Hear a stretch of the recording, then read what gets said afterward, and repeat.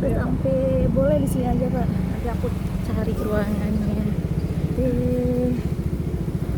Halo semuanya. Di video kali ini aku mau cerita tentang pengalaman pertamaku ikut ujian JLPT. Ujiannya diadakan di bulan Juli dan aku pilih lokasi di Universitas Multimedia Nusantara atau UMN Tangerang. Jujur aja, berangkat ke lokasi ini aku nggak bawa ekspektasi tinggi. Aku udah belajar, cuman aku nggak terlalu ngoyo banget ya. Dan tetap aja rasanya kayak banyak yang belum masuk ke kepala. Jadi mindsetku cuma satu, datang, kerjakan yang bisa, sisanya serahin sama Tuhan. Pagi-pagi banget aku berangkat lebih awal supaya nggak buru-buru. Karena ini pertama kalinya ke UMN untuk ujian, aku juga belum tahu kondisi kampusnya seperti apa. Tapi sebelumnya aku sudah sempet kayak searching sih ya di internet gitu, cari tahu lokasinya dan ya tempatnya gimana gitu. Pokoknya kita cari tahu dulu aja sih. Untungnya perjalanan lancar, jadi aku sampai dengan waktu yang masih begitu sampai. Wah, ternyata pesertanya ramai banget ya. Masih sekolah, mahasiswa, sampai yang udah kerja juga kelihatan banyak ya, lumayan pokoknya. Pas lagi lihat-lihat sekitar, aku ketemu kenalan secara nggak sengaja. Ya, minimal ada teman ngobrol lah ya sebelum masuk ruang ujian. Kami juga sempat saling tanya satu sama lain ya. Kakaknya gimana belajarnya? Jawabannya hampir sama semua ya. Nggak yakin. Nah, abis itu tantangan berikutnya adalah cari ruang ujian. Karena kampusnya cukup besar, awalnya aku juga sempat bingung. Dan sebenarnya penting juga sih riset sebelum hari H kita ujian ya. Dan kalau masih bingung juga, maksudnya buat biar lebih yakin gitu ya, biar nggak ada salah ruangan, itu gampang, tinggal tanya aja sih sama petugasnya. Intinya kalau bingung tanya, udah gitu aja sih.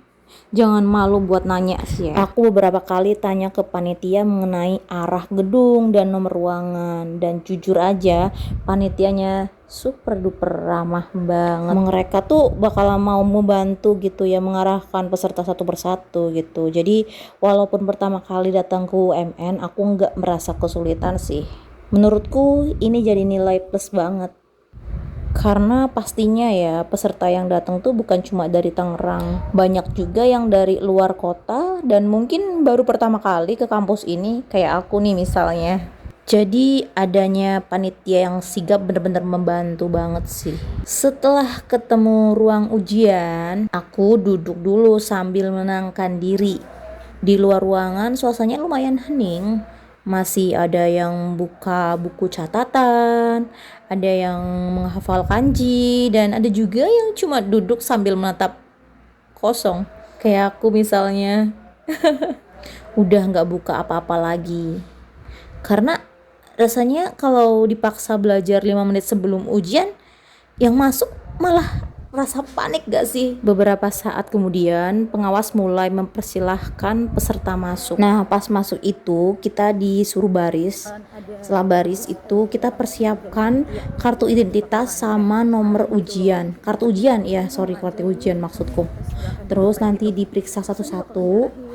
Setelah dirasa aman dan sudah benar, itu bakalan kita boleh masuk dan mencari bangku sesuai dengan nomor ujian kita. Jadi saat memilih bangku kita tuh kita harus teliti juga ya. Setelah semua peserta masuk, pengawas mulai menjelaskan tata tertib ujian. Pertama, identitas peserta akan dicek menggunakan kartu peserta dan identitas diri yang diminta oleh penyelenggara. Setelah itu, peserta diminta menyiapkan barang-barang yang boleh ada di atas meja, yaitu cuma pensil 2B, penghapus, kartu identitas, kartu ujian peserta, gitu ya pokoknya. Terus bisa juga sih kamu persiapin mungkin 2 pensil gitu buat cadangan, atau bisa juga rautan pensil gitu.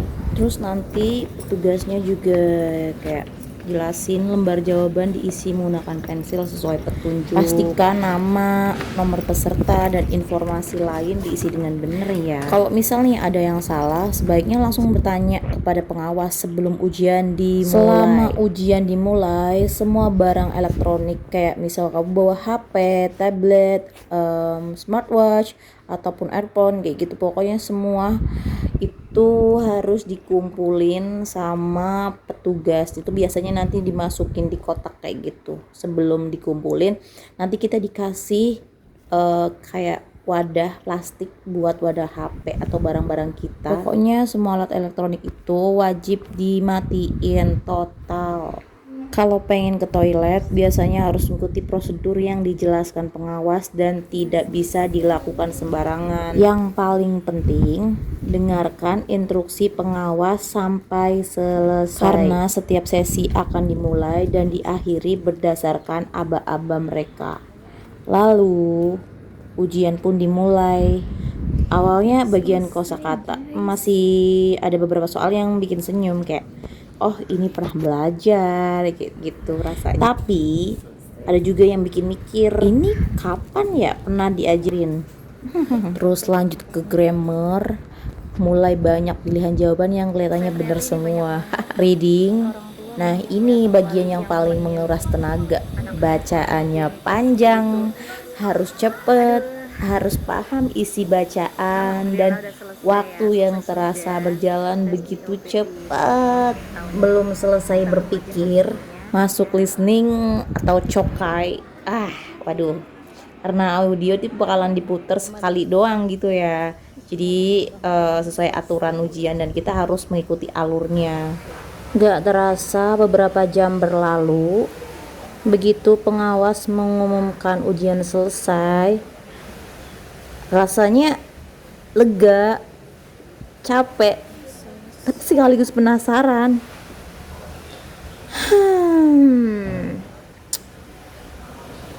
Dari pengalaman pertama kali ikut ujian ini, ada beberapa hal yang aku pelajari. Pertama, datang lebih awal, biar nggak panik cari lokasi. Kedua, kalau bingung, jangan malu bertanya. Panitia sangat membantu mengarahkan peserta. Ketiga, siapkan semua perlengkapan dari rumah. Baik itu pensil 2B, penghapus, kartu peserta, dan identitas diri. Terakhir, jangan terlalu keras sama diri sendiri. Kalau memang sudah belajar, kerjakan saja dengan tenang. Hasil memang penting, tapi keberanian untuk mencoba ikut ujian pertama juga sebuah pencapaian. Sekarang tinggal menunggu pengumuman hasil. Semoga apapun hasilnya bisa menjadi motivasi untuk terus belajar.